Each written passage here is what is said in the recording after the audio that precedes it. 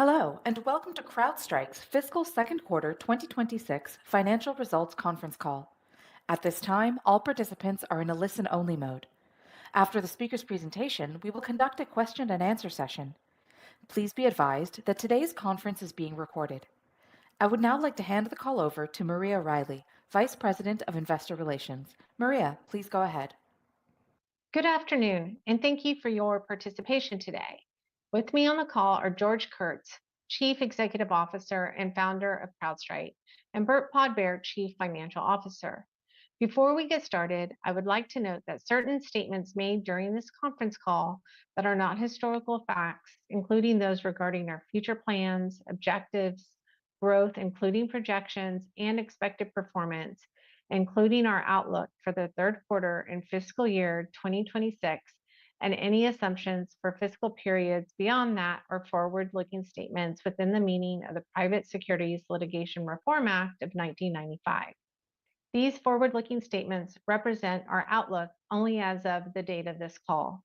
While we believe any forward-looking statements we make are reasonable, actual results could differ materially because the statements are based on current expectations and are subject to risks and uncertainties. We do not undertake and expressly disclaim any obligation to update or alter our forward-looking statements, whether as a result of new information, future events, or otherwise. Further information on these and other factors that could affect the company's financial results is included in the filings we make with the SEC from time to time, including the section titled Risk Factors in the company's quarterly and annual reports. Additionally, unless otherwise stated, excluding revenue, all financial measures disclosed on this call will be non-GAAP. A discussion of why we use non-GAAP financial measures and a reconciliation schedule showing GAAP versus non-GAAP results is currently available in our earnings release, which may be found on our investor relations website at ir.crowdstrike.com or on our Form 8-K filed with the SEC today. With that, I will now turn the call over to George. Thank you, Maria, and thank you all for joining our Q2 FY26 earnings call. Reflecting on our second quarter, the key theme was re-acceleration. We've talked about re-acceleration coming in the back half of this fiscal year. It's here now. I'm proud of CrowdStrike's ability to deliver re-acceleration, our return to year-over-year net new ARR growth a quarter early. Our re-acceleration is driven largely by AI-necessitated demand for the Falcon platform and stellar execution across the business. Q2 was a robust quarter where we exceeded all guided metrics. Highlights included 1. Record Q2 net new ARR of $221 million, double-digit millions ahead of our expectations, showcasing accelerating net new ARR. 2. Ending ARR of $4.66 billion, growing more than 20% year over year. 3. Record Q2 free cash flow of $284 million, or 24% of revenue. 4. Record operating income of $255 million, or 22% of revenue. 5. Total revenue growth of 21% year over year, reaching $1.17 billion and exceeding the high end of our guidance. 6. Cloud, Next-Gen Identity, and Next-Gen SIEM platform solutions are now more than $1.56 billion in ending ARR, growing more than 40% year over year. And 7. We surpassed the 1,000 Falcon Flex customer milestone, with the average Flex customer representing more than $1 million of ending ARR. Building on last quarter's Reflex momentum, now more than 100 customers have already reflexed. We're very pleased with adoption rates. Seeing so many customers reflex validates the Flex model and illustrates customers accelerating consolidation with CrowdStrike. Quarters like this one highlight our momentum and progress on the path to $10 billion in ending ARR. Setting new records, achieving net new ARR re-acceleration sooner than anticipated, and rising competitive win rates highlight CrowdStrike leading the way in cybersecurity. Our innovative solutions are winning at scale, like Exposure Management, which surpassed $300 million in ending ARR and was named a leader in the 2025 IDC Worldwide Exposure Management MarketScape. CrowdStrike's market leadership was further reflected in Gartner's latest Magic Quadrant for endpoint protection platforms, where we were placed in the leader box for the 6th consecutive year. Our position was furthest right for completeness of vision and highest for ability to execute out of all vendors for the third year in a row. In cybersecurity, as well as the broader technology market, AI's impact is palpable. As organizations of all sizes embrace AI transformation, I hear several thematic concerns from executives and boards. 1. Where is shadow AI emerging in my business? 2. How do I control what data enters AI systems? 3. How do I control what AI systems can do in my enterprise? Which ultimately leads to the focal question of 4. How do I secure AI agents? AI has made the role of CISOs and CIOs more complicated than ever. Answering these 4 questions is far too difficult, expensive, nuanced, conditional, and incomplete. At the same time, adversaries are now using AI, democratizing destruction at mass scale. Our threat intelligence research uncovered famous Chalima, a North Korean nexus group, using Gen AI to infiltrate more than 320 enterprises by automating fabricated resumes and conducting deepfake interviews. The threat is real. CrowdStrike's role in the agentic era is staying ahead of AI-armed threat actors to secure AI at every layer, beginning with the AI model itself, to the workloads and hosts on which they run, to the actual human and agentic identities, to the end-user devices accessing these systems and applications. In this time of societal and technological revolution, we secure where AI happens. Enterprises are quickly realizing AI security is not a network problem. AI doesn't happen in transit. Model creation and AI development happens in the cloud and in the data center. AI adoption happens at the endpoint on the computing device itself. And AI access happens by users with human and increasingly non-human machine identities. CrowdStrike secures each of these attack surfaces. We deliver AI for security, where we revolutionize security operations with our own SOC agent, Charlotte. We also deliver security for AI, helping the world securely adopt the power of agentic outcomes. This combination, grounded in our data foundation, is a competitive moat. You can't just stitch or acquire a unified AI-native platform. AI security's primary enforcement mechanism is not and will not be the firewall. AI security must be on the devices, workloads, data, and identities anywhere, everywhere, and always on. AI security, and now enterprise security in the agentic era, is fundamentally a data, speed, and enforcement problem, one that CrowdStrike solves today and is uniquely positioned to solve tomorrow. Driving adoption of the Falcon platform as the operating system of cybersecurity is our next-gen SIEM. Every day, customers are discovering the power of our native hyper-scalable data foundation to solve their most complex security and IT problems. Falcon Next Gen SIEM had a stellar Q2 with year-over-year growth of more than 95% and ending ARR of more than $430 million. Next Gen SIEM is becoming synonymous with AI SOC transformation, akin to upgrading from a typewriter to a computer, unlocking new capabilities, cost efficiencies, and agentic speed. A leading Global 2000 communications platform chose Next Gen SIEM in a highly competitive 7-figure legacy SIEM replacement. Synthesizing EDR and third-party data proved easier, faster, and more effective than going with a network-first SIEM product. And we're not stopping. Today, we're incredibly excited to announce our intent to acquire Onum, a leading data pipeline platform. Built on a proprietary, stateless, in-memory architecture, we believe Onum is the perfect complement to Next Gen SIEM. It offers unparalleled speed, scale, and efficiency in onboarding to Next Gen SIEM while giving customers control of their data. Onum will bring Falcon's AI-powered detections closer to third-party data sources in pipeline, starting analysis before data even enters the Falcon platform. Here's why Onum stood out to us. 1. Speed. Onum delivers 5 times more events per second than its nearest competitor and processes data in real time versus legacy batch and store methods. 2. Cost. Onum's smart filtering reduces data storage costs by 50%. 3. Superior outcomes. Onum's real-time pipeline detection starts before data enters the Falcon platform, delivering up to 70% faster incident response with 40% less ingestion overhead. If our next-gen SIEM is the engine that powers the modern SOC, then data is the fuel that makes the engine run. Onum is both the pipeline and the filter, streaming high-quality, filtered fuel quickly into the engine to drive robust, efficient, and superior performance.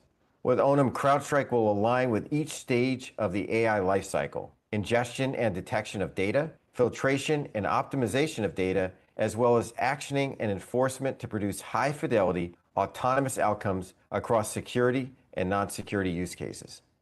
Before, migrating data into Next-Gen SIEM was a long pole in the displacement tent, often requiring third-party tools. Our acquisition of Onum is a direct response to a growing chorus of frustration with the incomplete data and punitive costs from today's third-party tools. We're forging a new path. Onum and Next-Gen SIEM will enable CrowdStrike customers to focus on earlier in-pipeline detection, blazing fast data streaming, and high-fidelity data filtration, optimizing the agentic Next-Gen SIEM experience. Most importantly, the acquisition of Onum will give our customers control of their security, observability, and IT data, uniquely positioning CrowdStrike as our customers' data foundation. With our performant data platform as its foundation, CrowdStrike is rapidly expanding our pace of AI innovation. Charlotte is our agentic SOC analyst, automating actions and now end-to-end autonomous workflows across the SOC. Charlotte had a record quarter, growing more than 85% over Q1. We're embedding Charlotte across the entirety of the Falcon platform, empowering customers to achieve their agentic security goals out of the box with immediate ROI. Charlotte is constantly learning and improving as we train it on our market-leading threat intelligence, battleground incident response, and scaled Falcon Complete MDR analyst behavior. As one of cybersecurity's largest MDRs, our Falcon Complete SOC data is akin to the encyclopedia of threat telemetry, resulting in a powerful cybersecurity AI feedback loop. Our unique cyber data advantage, coupled with our data science expertise, create a reinforcement learning flywheel, continuously adapting and improving autonomous detection and response. The outcome is Charlotte turning our data moat into a fortified and dynamic AI wall. Our customers are facing AI disruption, which is driving our next-gen identity business.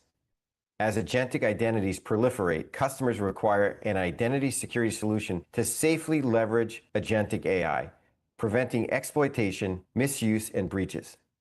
We recently announced the launch of Next-Gen Identity Protection, which extends our best-in-class identity protection to non-human identities, or NHI, SaaS applications, and, most importantly, AI agents.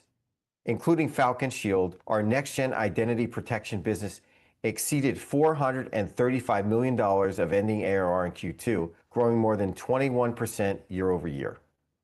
Based on customer demand and seeing another opportunity to innovate, we launched our own PAM offering in Q1.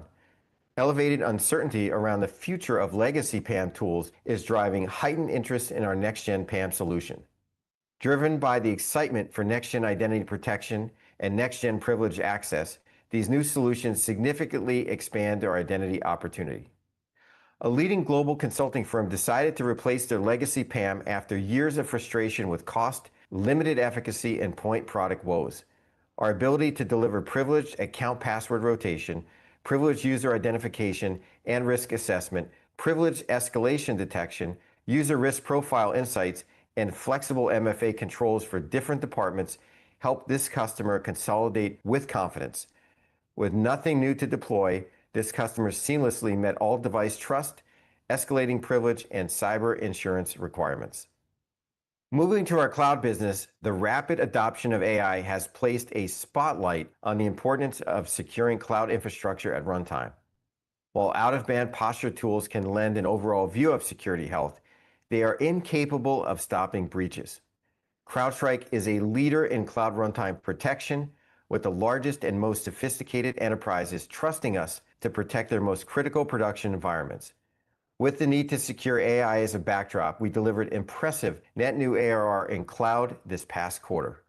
Total cloud ending ARR exceeded $700 million, growing more than 35% year over year. A Fortune 500 energy supplier selected Falcon Cloud Security in a seven-figure win. The ease of adoption for our single platform approach and having ASPM already natively integrated drove this win. Our ASPM reduced months of manual work into minutes. Through this upsell, Falcon Cloud Security consolidated more than 10 point products across CNAPP, CSPM, ASPM, CDR, and container security. Contributing to our platform growth is our revolutionary Falcon Flex model, helping customers accelerate and maximize Falcon platform adoption. In Q2, we crossed 1,000 Falcon Flex customers, adding more than 220 new Flex customers. Not only are we and our partners successfully landing new Flex deals, we also continue to see increases in 1. Platform adoption. Utilization of Flex contracts is more than 75% across the Flex customer base. 2. Reflexes. We more than doubled the number of reflexed accounts to nearly 10% of all Flex customers. In just an average of 5 months from their initial Flex subscriptions, this cohort of Flex customers found themselves wanting more modules and more consolidation. Reflexes, on average, are yielding a nearly 50% uplift in Flex customer ending ARR, illustrating the strength of the Falcon platform and the power of our game-changing licensing model. Reflex activity gives us conviction in our net new ARR acceleration, highlighting the difference between a one-time ELA and the recurring Flex model. A lighthouse example of the Reflex motion was with a Fortune 500 software firm which completed an 8-figure Reflex. 18 months prior to their initial Flex subscription expiration, this customer decided to take their next strategic step with CrowdStrike, enabling them to modernize their SOC by replacing a legacy SIEM and a hyperscaler SIEM. They also adopted Charlotte to agentify threat hunting and SOC operations. What was recently a very successful Flex has become an even more impressive Reflex. Consolidation isn't just a phenomenon with our customers. We also see it with our ecosystem partners. Diverse partner types are continuing to standardize on Falcon as their cybersecurity platform of choice. Take Red Canary, an MDR focused on the mid-market to small enterprise, recently acquired by Zscaler, one of our strategic technology partners. Red Canary decided to consolidate and migrate their legacy point product EDR install base of more than 100,000 endpoints across hundreds of customers onto Falcon. Through a multi-million-dollar Q2 transaction, Red Canary is migrating these customers to CrowdStrike, where they will enjoy Red Canary's MDR services delivered on the Falcon platform. Red Canary is just one of the many MSSPs who build their business on CrowdStrike. Further into the SMB market, Amazon Business Prime selected CrowdStrike Falcon Go for millions of businesses around the world.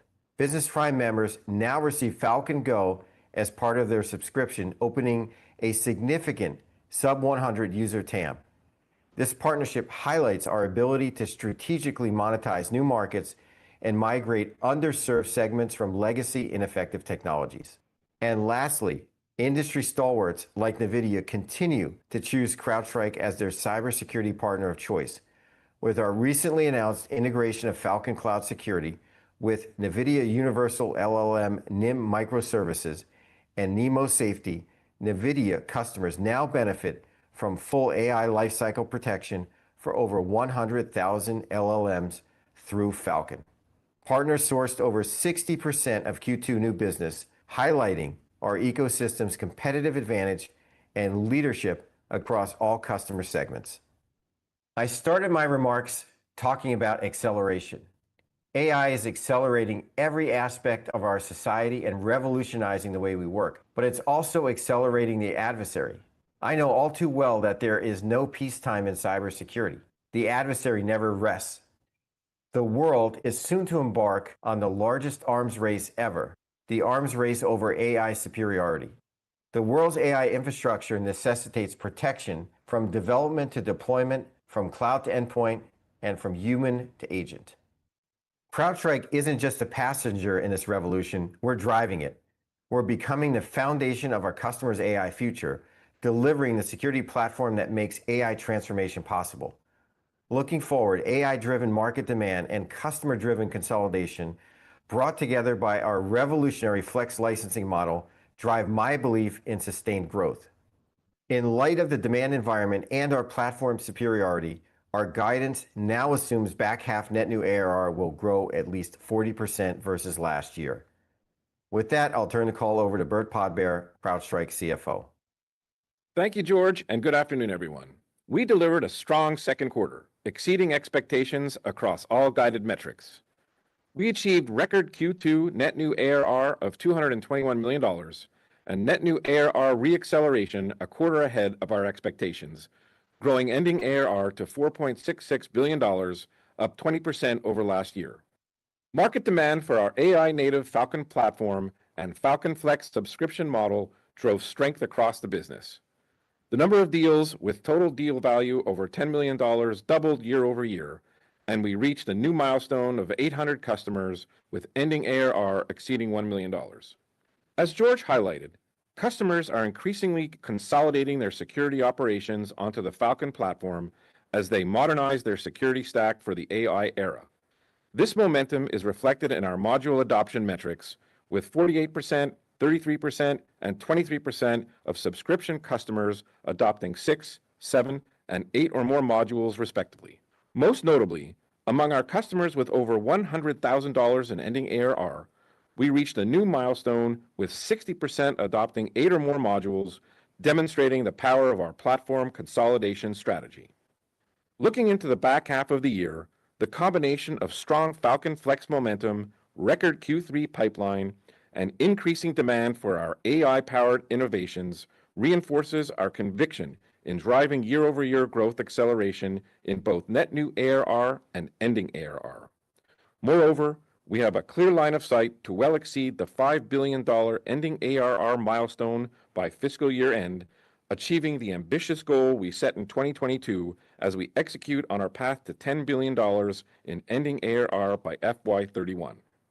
Moving to the P&L, total revenue exceeded our guidance range and grew 21% over Q2 of last year to reach $1.17 billion. Subscription revenue grew 20% over Q2 of last year to reach $1.10 billion, and professional services revenue was a record $66.0 million. The geographic mix of second quarter revenue consisted of approximately 67% from the US and 33% from international geographies, with both US and EMEA year-over-year growth accelerating compared to Q1. Total non-GAAP gross margin was 78%, and non-GAAP subscription gross margin remained best in class at 80% of revenue. Total non-GAAP operating expenses in the second quarter were $652.5 million, or 56% of revenue. In the second quarter, non-GAAP operating income was a record $255.0 million, and operating margin was 22%, exceeding our guidance. Strong top-line performance and efficiency gains from our strategic plan drove the outperformance in profitability, highlighting our commitment to profitable growth as we accelerate net new ARR growth and execute on the path to achieving our target operating model. GAAP net loss attributable to CrowdStrike was $77.7 million and included $35.7 million of expenses for outage and related matters and $38.4 million of strategic plan-related charges. Non-GAAP net income attributable to CrowdStrike was a record $237.4 million, or 93 cents on a diluted per-share basis, exceeding our guidance. In Q2, our long-term projected non-GAAP tax rate decreased to 21% from 22.5%, reflecting recent changes in tax legislation and resulting in a 3-cent benefit on a diluted per-share basis. Moving to cash, our cash and cash equivalents grew to a record $4.97 billion. We generated record Q2 cash flow from operations of $332.8 million and record Q2 free cash flow of $283.6 million, or 24% of revenue. Expenses for outage-related and strategic plan costs impacted Q2 free cash flow by approximately $29 million. Moving to our outlook and modeling notes, our leadership is showcased by our record Q2 performance, strong Falcon Flex adoption and expansion, continued strong retention rates, and broad success across our AI-powered Falcon platform. This momentum further bolsters our conviction in continued net new ARR acceleration for the back half of FY26. While we do not guide to ending ARR or net new ARR, our revenue guidance includes the following assumptions. high single-digit sequential net new ARR growth Q2 to Q3, and at least 40% year-over-year net new ARR growth for the back half of the fiscal year, bringing ending ARR growth for FY26 to more than 22%. Our revenue guidance also assumes a wider than typical range for professional services given the strong Q2 performance.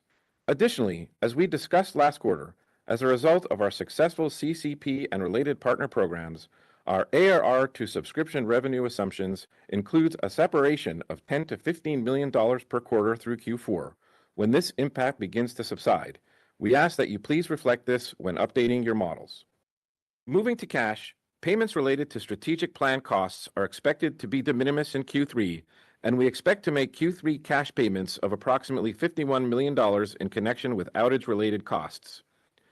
As previously discussed, we expect to exit this fiscal year with a free cash flow margin of 27% in Q4, expanding to more than 30% for the full year FY27. Moving to our outlook.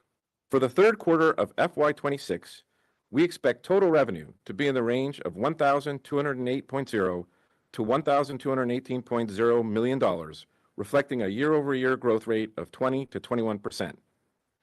We expect non-GAAP income from operations to be in the range of $256.0 to $262.0 million, and non-GAAP net income attributable to CrowdStrike to be in the range of $238.1 to $242.8 million. We expect diluted non-GAAP net income per share attributable to CrowdStrike to be approximately 93 to 95 cents, utilizing a 21% tax rate and weighted average share count of approximately 257 million shares on a diluted basis. For the full fiscal year 2026, we currently expect total revenue to be in the range of $4,749.5 to $4,805.5 million, reflecting a growth rate of 20 to 22% over the prior fiscal year. Non-GAAP income from operations is expected to be between $1,000.1 and $1,040.1 million. We expect fiscal 2026 non-GAAP net income attributable to CrowdStrike to be between $922.4 and $954.0 million. Utilizing a 21% tax rate and approximately 256 million weighted average shares on a diluted basis, we expect non-GAAP net income per share attributable to CrowdStrike to be in the range of $3.60 to $3.72. Finally, Falcon 2025 begins on Monday, September 15th. With over 100 sponsors and over 8,000 attendees, Falcon is going to be our largest customer event yet. We will hold an investor briefing during the conference on Wednesday, September 17th. The briefing will be webcast live on our investor relations website, and we look forward to seeing many of you there. George and I will now take your questions. Thank you. If you would like to ask a question, please click on the raise hand button, which can be found on the bar on the bottom of your Zoom window. You may remove yourself from the queue at any time by lowering your hand. When it is your turn, you will hear your name called and receive a message on your screen notifying you that you may unmute yourself. In the interest of time, participants will be limited to one question. Our first question comes from Andy Nowinski with Wells Fargo. Please unmute your line. Okay, good afternoon. Thank you for taking the question. I'm really impressed with the many new products you launched this quarter, particularly on the identity side. But I do have a question around the revenue guidance that you gave for both Q3 and the full year. I'm wondering if the partner rebate program you talked about last quarter, remains in effect for the remainder of the year, or if it goes beyond that. And if so, is that 10 to 15 million per quarter that you just mentioned? I mean, is that is that factored in? Into your revenue guidance, or is there more to it than just the partner rebate program? Thank you. Thanks, Andy. It's Bert. Hey, first, let me start off by saying that ARR is the best leading indicator of our business. We've used it since we went public. George and I talk about it all the time. First and foremost, we're very pleased with net new ARR performance in the quarter, as well as our record Q3 pipeline. Second, our guidance now assumes back half net new ARR will grow at least 40% versus last year, with high single-digit sequential net new ARR growth in Q2 to Q3, and ending ARR growth for FY26 to be more than 22%. Finally, we did give a wider range than typical for pro services and for partner rebates. Last year after the outage, we made an investment in our partners through these programs, and that has paid off and has helped us sustain our high retention rates and accelerating net new ARR. As previously stated, we expect the impact of CCP and special partner programs to subside starting in Q4 of FY26. We would do this all again, Andy, 100% of the time. Making those investments really paid off for us. And Layla, we can go to our next question. Your next question will come from Matt Hedberg with RBC. Great. Thanks for taking my question, guys. George, it was really interesting to hear you talk about identity. It seems like you're having a lot of success there with Shield and even some legacy displacements, as well as your PAM acquisition. Now, given the announced Palo Alto CyberArk deal, can you talk a little bit more holistically about how you're thinking about targeting the identity market versus some of the pure plays and just kind of how you see this market evolving over time? Well, yeah, thanks for that.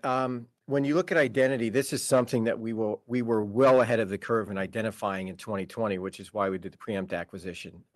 We took the time, we've integrated it. It's a key part of our platform and our fabric today. Our customers love it, and they want more. They've been asking us for years to come out with a PAM solution, which we did in Q1. They're looking for alternatives, and they're looking for a next-gen technology that isn't just legacy, it's stitched together. So from the standpoint of identity, we've identified it very early as a key element to solving the security breach problems that are out there. With the announcement we made this quarter in terms of our next-gen identity, which includes Shield, the uptake has been fantastic. We look at the breaches that are happening today. A huge part of that is in the enterprise SaaS market, right? And our product Shield, combined with our other identity solutions, are key in helping prevent these. So I think we're in the perfect spot, and we're in a position where customers are demanding alternatives to legacy solutions, and we're going to continue to evolve. But the good news is we've been in the market since 2020. We've recognized identity is critical very early on. And Layla, we'll take the next question. Your next question will come from Saket Kalia with Barclays. Please go ahead. Okay, great. Hey guys, thanks for taking my question here, and a nice quarter. Thank you. George, maybe for you, thanks a lot for that comment on just the second half net new ARR growth of 40%. That's great to hear, and I think very useful. Maybe the question is, what are you seeing from the customers who bought those customer care packages? That of course offered those customers great value in the wake of the outage. How do you maybe think about that net retention in the second half, and just as importantly, how helpful can Falcon Flex be in that process? Does that make sense? Yeah, it's a great question, and I have to go to the historical numbers on our renewal rates for modules. So 95+% of the time, a customer will renew a module once they adopt it. So I got to start with that. Obviously, CCP was a new element for us, right? But when you look at the value that we provide in these modules, and once customers see it integrated into the platform and into their workflows, 95%+, they're going to renew it. So we feel confident that we'll see the CCP packages roll into renewals. And we've spent the last number of months working with customers and making sure that we've got the right level of success there. So I feel good about that, and obviously that will take place in Q3 and Q4. And overall, when you've got the right platform solving real problems that are out there, that's a good thing for us, and it's a good thing for customers. Flex, of course, is a big part of that. Remember, our CCP program, a lot of it was delivered through Flex, so we were able to seed the market much more rapidly in the Flex licensing mechanism than we would have. So we leveraged this CCP program to actually seed Flex, and now we have the ability to reflex them on those CCP packages as they burn off. And Layla, we'll take our next question. Your next question will come from Brian Essex with JP Morgan. Great. Thank you very much for taking the question. George, I had a question for you on Onum. It looks like this is pushing in the direction of real-time analysis on streaming data, and I'd love to get your sense of how you envision this competing against legacy solutions, and also how you think it will either complement or potentially cannibalize what you're seeing on log scale. In other words, you're from a practical standpoint, how do you anticipate customers utilizing this platform relative to what they're already using on a next-gen SIM basis? Well, first, let me say how excited I am about this acquisition. This is something I think really going to supercharge our next-gen SIM business, which includes log scale, and something customers have been asking for. They're looking for a modern pipeline technology that will be able to get data, whether it's security data or IT data, from one place to another. But the amazing thing about the technology is the in-pipeline detection. So we can begin doing detections at the point really of forwarding for third-party data, which is critical and gives us tremendous flexibility. And it's a great value prop for customers, right? Less data to move around and quick results, if you will. I think what's important, and I want to reiterate, is our pricing in next-gen SIM is very disruptive. Why is that? Well, we actually don't charge customers for data that CrowdStrike generates. This is why we're seeing so many displacements. If you think about legacy SIMs, people have to take data out of our platform and put it somewhere else and pay for it. They actually don't have to do that with CrowdStrike. They only pay for the ingest of the third-party data. Now, we have other ways to monetize retention and those sort of things, but between Onum and between the way we actually price and the way we can run it, because the technology is very scalable, we again think this is a tremendous value for customers and will be disruptive to the market. And we'll take the next question. Your next question will come from Gabriela Borges with Goldman Sachs. Hi, good afternoon. Thank you. George, I actually wanted to revisit some of the dynamics of competition on EDR in particular. One of the things we see in technology is invariably CrowdStrike has been really good at innovating with some of the leading edge modules that you've introduced over the years. Maybe just remind us, how do you feel about EDR? Are you seeing within the Flex contracts equal interest in EDR, or are customers maybe, is it all else equal with modules between EDR and some of the newer stuff? And to what extent are you still landing customers on EDR? Thank you. Well, I mean, two things are important. One is to realize that the modern SOC is built on EDR and it's built on SIM, and in our case, next-gen SIM. So without that EDR data, it becomes very difficult to manage and execute on next-gen SIM and all the AI elements on top of it. We're the leader, as many third-party organizations have pointed to in that space. We've pioneered it, and we continue to innovate, which is really important. And the thing to remember is, when you look at EDR, it's a way to get telemetry into the platform, but then you have all of the other AI elements across the platform. It also then allows the collect once, reuse many philosophy that we have, so we can light up all the other modules. And I think a key element is, and customers are seeing this, there is a huge difference in the service layer that we put on top of EDR, things like Overwatch or Complete. Competitors not even close in this area. So what we're focused on is stopping the breach, and it's a combination of our technology and the service overlay, which is highly automated. But between those, people are really seeing the distinction. And then when you wrap it with next-gen SIM and Charlotte AI on top of it, it's really a winning combination. So we're the leader in it. We continue to invest and we continue to innovate, and that's a core part of our DNA. And Layla, we'll take your next question. Your next question will come from Joe Gallo with Jefferies. Hey guys, thanks for the question.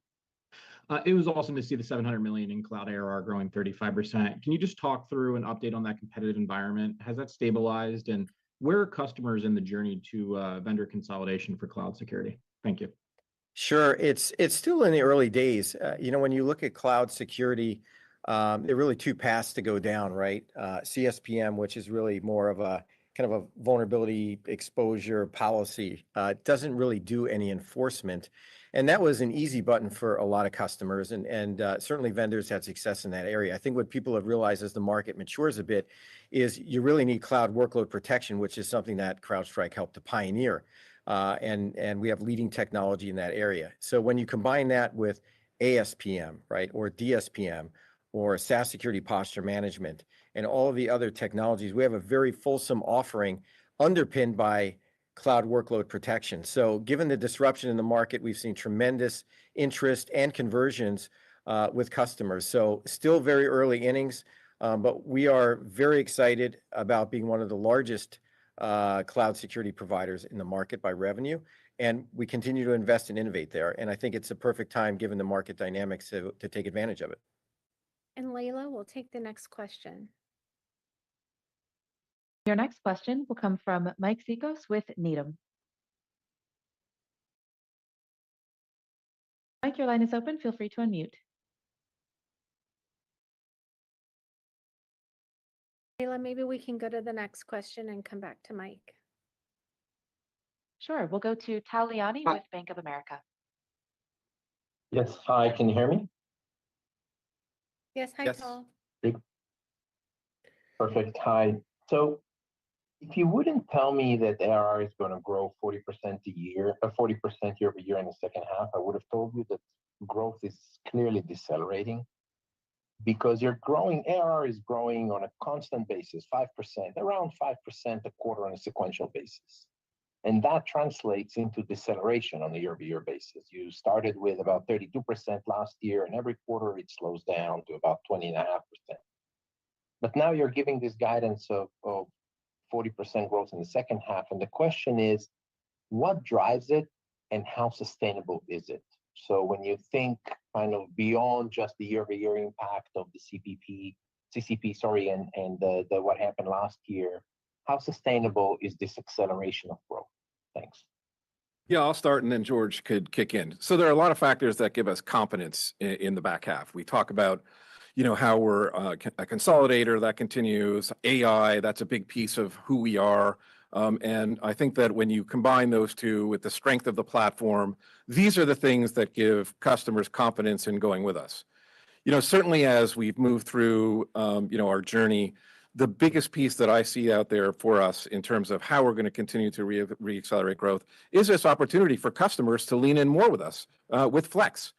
Flex has been extremely well received. Customers are able to easily implement it. It's very easy in terms of to procure. And at the end of the day, it allows customers to be able to use Flex as they need it. And we've already given out a lot of stats with respect to how fast they're burning through their Flex licenses, which has been, fantastic for them and fantastic for us. With that, I'll turn it over to George. Yeah, I think Bert covered sort of the financial mechanics around that. I guess what I would comment on is what I hear in the field. I spend day and night with customers, and it's all about how we're solving problems that can't be solved by other companies, how we are the #1 security product for stopping breaches in some of the largest enterprises around the world, and how customers want to go in more with us and consolidate around CrowdStrike. So I kind of look at the feedback that I get, and I look at the threat environment. We have one of the largest incident response practices in the world, and we're in helping non-customers clean up breaches from other technologies that they thought they were getting a good deal on. As I've said in the past, a good deal on a leaky lifeboat isn't really a good deal. So when you look at the end goal of saving time, money, and consolidation with the right outcome of stopping breaches, that's what our customers are buying, and that's what I'm hearing. So that's why I get confident in the back half. And we'll take the next question. For our next question, we'll return to Mike Cikos with Needham. Your line is open, Mike. Hi, this is Jeff Hobson on for Mike. Can you guys hear me okay? Yep. Perfect. Congrats on the impressive Charlotte AI growth. I was just looking for any insights to specific features that may have pushed customers to adopt. Or I guess on the flip side, any hurdles that are keeping some organizations on the sidelines, as some are still hesitant to adopt AI overall? Well, if you look at Charlotte and its maturation, as with many technologies, these technologies mature very quickly. We've invested a lot into Charlotte, and the fact is we spent a lot of time early on the architecture. So it's not a chatbot, right? It is something as an orchestration layer that is wired into all of our modules. It's wired into our workflows. and it was really designed for agentic security and security use cases. So customers are solving problems. What do I mean by that? Tasks that would take 4 days to actually investigate and understand and kind of piece things together are now taking an hour. The ability to have Charlotte write reports automatically for you, the ability for Charlotte to triage and act autonomously as a tier one analyst. This is what gets customers excited, and this is really what's powering the next gen SOC. So customers are seeing every release more and more features and more capabilities, and just like any Gen AI product keeps getting more mature and better and better. Great, thank you, George. We'll go to the next question. Your next question will come from Jonathan Reichhaver with Cantor Fitzgerald. Yeah, hi. So my question is, when I look at the cloud native attack surface, to me, it seems like it starts in code with misconfigurations. You have open source vulnerabilities, insecure secrets, and all those issues originate in the development stage. And, we've seen CNAPPs, move left. They capture issues, obviously in runtime, but it's often too late. So I'd love to hear your strategy, George, or your view on, where CNAPPs move to when you look at shift left. Will we see further move beyond just AppSec, container scanning, et cetera? Well, like anything else in security, if you could move left and capture these issues before they're put in production, it's going to be a good thing. We've spent time in that area and have technologies. Our ASPM technology covers a lot of that. Our container scanning to understand vulnerabilities and open source before things are published, understanding what golden images are and providing some guardrails around that. So we've invested in those areas. We continue to invest in those areas. I think a big part of it is going to be the AI story of understanding how all these interdependencies work, in the build environments, in code, and obviously in sort of these interactions with MCP type services. So this is something that, we continue to invest in this area. And I think the AI elements we've already built are going to be extremely helpful to solve these challenges in the future. And Layla, we'll take the next question. Your next question will come from Shaul Eyal with TD Cowen. Hi, good afternoon. George or Bert, a question which is not being asked frequently on your conference calls in recent quarters. $5 billion on your balance sheet. You guys focus predominantly on those tuck-in acquisitions. We've just seen another one announced this evening. Those have been expanding the platform really nicely. Indeed, we see the great results of those historical investments.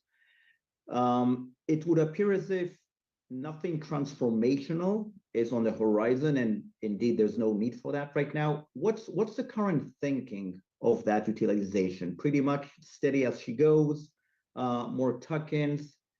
How are you guys thinking about it, for the second half and obviously for calendar 26 and beyond? Well, as you pointed out, we have an incredible balance sheet. Myself and Mike Santonis and the team has spent a lot of time looking at the market, looking at the different segments that are out there, and really thinking about strategically, where we need to go. We've certainly have a history of buying acquisitions and taking the time to integrate them. I mean, this is a hallmark of what we do and a proven track record of not just stitching things together.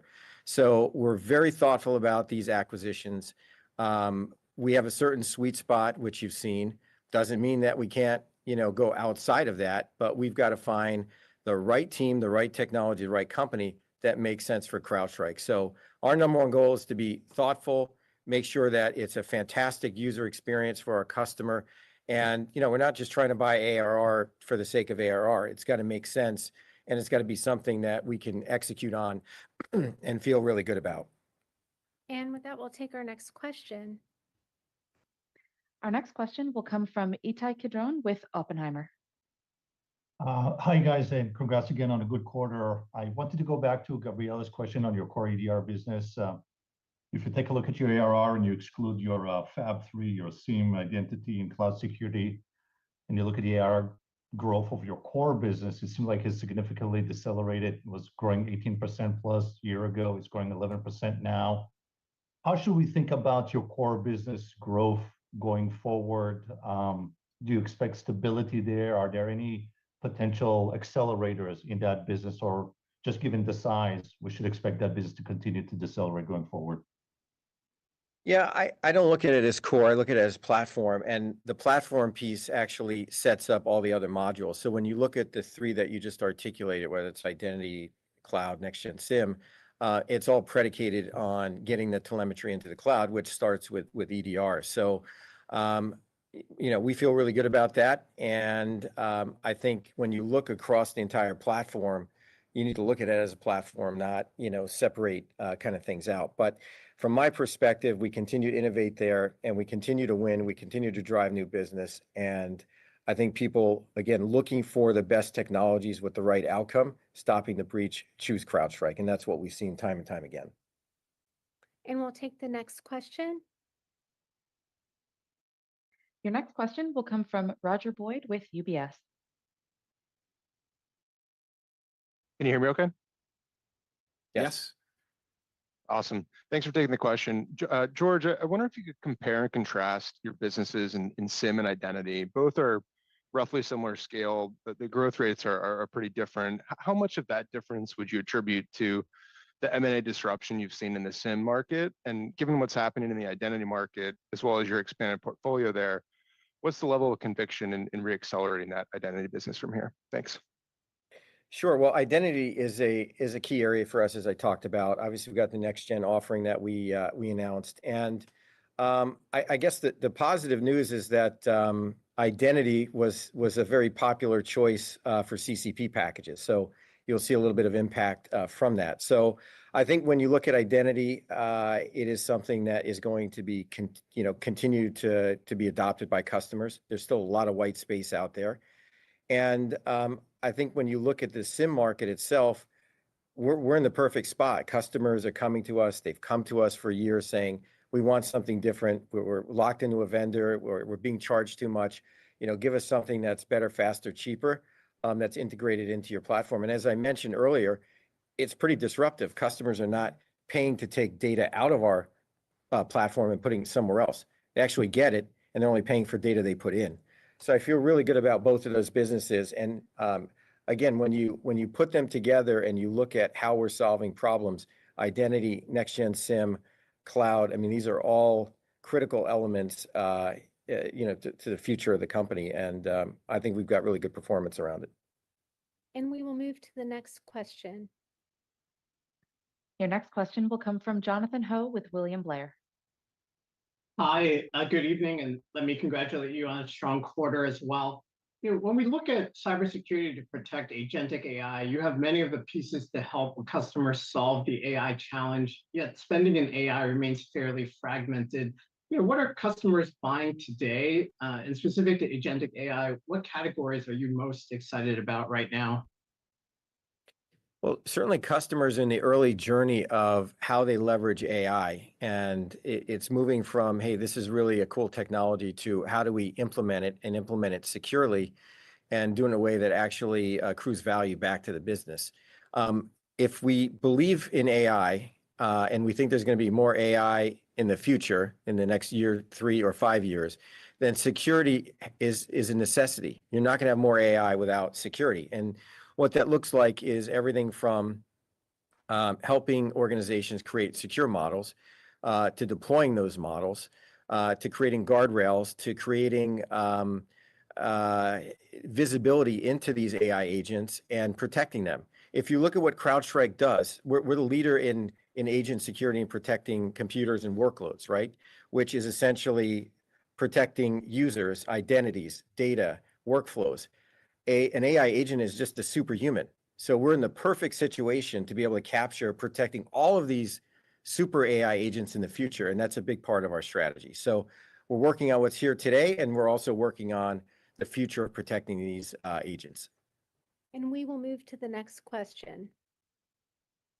Your next question will come from Adam Borg with Stifel. Awesome. And thanks so much for taking the question. Maybe just on exposure management, it was great to hear crossing the $300 million threshold. We'd love to hear the traction you're seeing. And is this really living alongside what you'll call the traditional VM or exposure vendors, or is this displacing them? Any thoughts here would be really helpful. Thanks. Yeah, it's an exciting business for me. I mean, it's one, in a prior life, I started a company called Foundstone in vulnerability management space. So to see where it's evolved and now into exposure management is exciting. We've got so many assets in terms of, agent vulnerability management. And one of the things, that may have passed some by is that we, a few quarters ago, added network vulnerability management. And we can do that right from our agents across the network. So that's been very well received. And we've got attack surface management and a host of sort of risk management technologies bundled in there. So I think we're really hitting the sweet spot in the market. And I think, again, it goes to customers want to consolidate. And we've got some great big wins out of it. So, and I guess the final piece is it's been recognized as a leader in the inaugural IDC MarketScape. So all good things and certainly a needed technology. It may sometimes feel a little sleepy, but it's a really rapidly growing business for CrowdStrike. Thank you, and we'll take our last question. Your last question will come from Adam Tindall with Raymond James. Okay, thanks. Save the best for last. I wanted to continue on the acceleration theme. The net new ARR guidance implies another record of net new ARR for Q3. So I guess the first one for Burt, if you could just talk around assumptions for public sector, given that's Fed fiscal year end. And then separately, you previously talked about net new ARR accelerating again in fiscal 27. I wonder if that still holds. For George, real quick, since I'm last here, bigger picture, if I look at your back half guide for net new ARR, you're going to be run rating over $1 billion on that metric. It's a huge milestone, and I just wonder how you're thinking bigger picture about structural changes or things that you need to do to manage an organization of that size. Thank you. Hey, it's Burt. I'll take the first part. As we've stated many times, Fed today is not a big piece of our business, but there's a great opportunity for us. The Fed has come out and said they want to run like in the private sector. They want to consolidate. They want to reduce costs. They want to become more efficient. That plays right into our sweet spot. So we feel that there's a Fed opportunity out there for us. But those deals, they take time, and we're patient, and we want to land the right deals at the right time. But we're excited about that opportunity. For us, at the end of the day, we've got great certifications with the federal government, and we'll take advantage of it. In terms of FY27, we'll give more comments about FY27 at the end of our Q4. But we're excited about just the 40% acceleration in net new ARR in the back half. That to us should signal to you that we have a lot of confidence in the business, and we've got a lot of things that I talked about earlier that give us that confidence in the business. George, if you have anything else, yeah. Yeah, I guess I would add there's always ways to optimize. I think when you look at go-to-market and you look at how we've evolved from selling modules into selling Flex and platform and activation, we've got to organize for success to make sure that we continue to work with our customers around this consolidation journey and activating more Flex. And I think we've done a good job of that. But there's different ways to help optimize that, and then we have to take those learnings and apply it to our partner and channel community. So we're always looking at, again, how do we optimize and how do you take the platform vision that we have and the execution that we see in the field from a selling perspective and make it as impactful as we can. So I think that will be something we continue to look at. And that concludes the question and answer session for today. I'll hand it back to George for closing remarks. All right. Thanks, Maria. So thank you all for joining us today. We look forward to seeing you soon at Falcon 2025. Thank you.